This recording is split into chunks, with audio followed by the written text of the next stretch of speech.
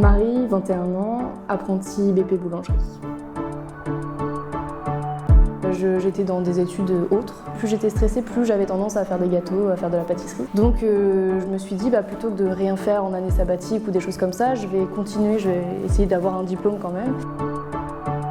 C'est grâce à ce format-là qu'on apprend le plus, parce qu'on va être en entreprise sur le terrain, donc on va vraiment pratiquer tous les jours. C'est important de mêler à la fois le côté théorique et le côté pratique, très bien travaillé à l'école, et en même temps le format entreprise où on va travailler la productivité, la rapidité, l'efficacité. C'est très complémentaire. On a conscience du terrain et de l'école, du côté théorique.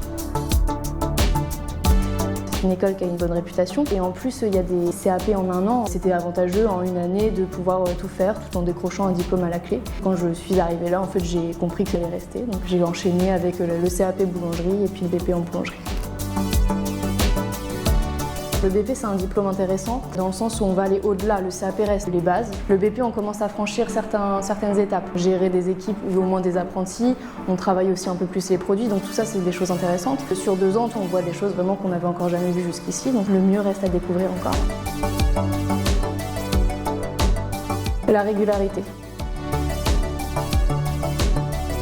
C'est la précision des gestes, des produits, sur les produits. C'est le dépassement. Ennuyeux. Je pensais que c'était trop au niveau de la routine, que j'allais vite m'ennuyer, mais non, en fait, il y a toujours des choses à apprendre. Le croissant.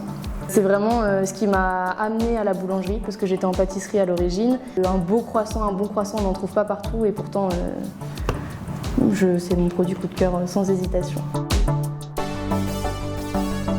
Où exactement, je ne sais pas comment, mais en tout cas, toujours chercher à regarder un petit peu tout ce qui se fait. Il y a toujours des choses à apprendre dans 5 ans, dans 20 ans, donc continuer d'observer et voir où tout ça, ça me mène. Je dirais que quand on commence quelque chose ou quand on change de rythme, il faut s'accrocher au départ parce qu'il y a toujours un temps d'adaptation, un changement, des choses qu'on ne connaît pas et tant mieux.